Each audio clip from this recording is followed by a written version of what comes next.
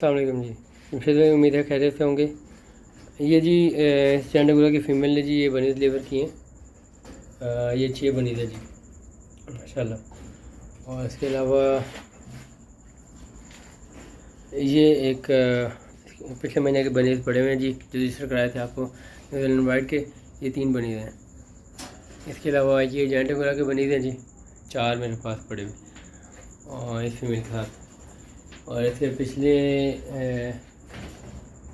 Clutch के bunnies हैं जी, कुछ ये पड़े हुए हैं।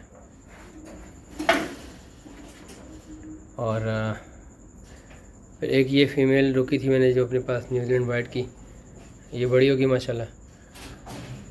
फिर इसके अलावा एक ही छोटा सा सेटअप है माशाल्लाह मेरे पास, चंडगुला न्यूजीलैंड वाइट,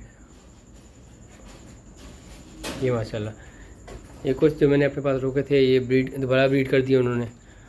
और ये फ़ीमेल माशाल्लाह बड़ी होगी, ये भी ब्रीड के काबिल होगी है। बहुत शुक्रिया।